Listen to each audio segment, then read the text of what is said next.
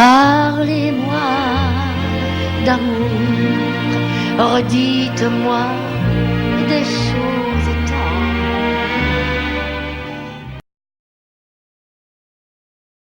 Les rencontres qui nous marquent, qui nous ont touchés, ce sont les couples âgés qui demandent le mariage à l'église.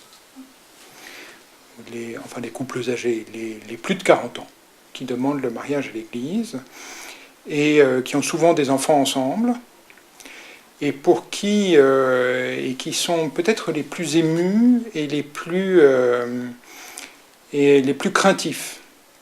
Moi, je me souviens, comme ça, j'ai un exemple où, en effet, la femme était arrivée, quand on l'avait reçue à la maison la première fois, elle venait vraiment avec des pieds de plomb, alors que son fiancé avait l'air de croire en Dieu. Pour lui, c'était très important.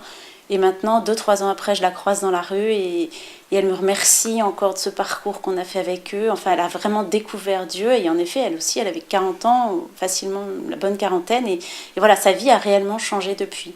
Parce que quand on leur dit que la fécondité n'est pas simplement la fertilité, et qu'ils sont responsables l'un de l'autre, de leur épanouissement, de leur foi, eh bien ça les marque et tout d'un coup on sent un ressourcement dans cette vie de couple qui existe depuis déjà une dizaine d'années, une quinzaine d'années, qui a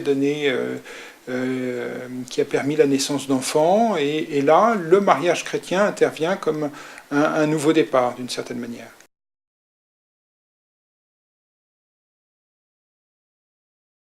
Les moments qui, pour nous, sont les plus délicats, c'est quand on n'a aucune réaction.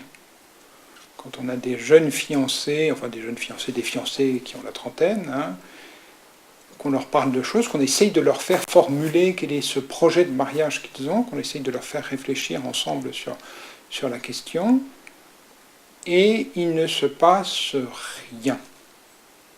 C'est-à-dire que ça glisse, tout ce qu'on peut échanger avec eux, ça glisse. Ils sont là, ils viennent, mais on n'arrive pas, et pour nous c'est un échec, on n'arrive pas à savoir ce qu'ils pensent, s'ils sont d'accord, si ça les interpelle. Voilà, ça pour nous c'est un échec, et on essaye d'y pallier.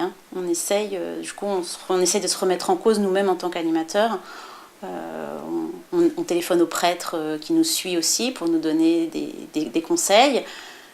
Mais c'est rare, on va dire que c'est rare.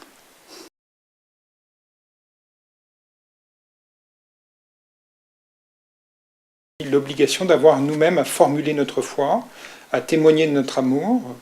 On sait qu'on est là pour semer. On sème, et que le résultat n'est pas immédiat.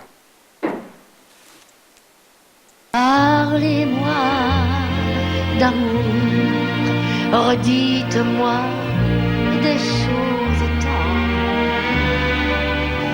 Votre beau discours, mon cœur n'est pas là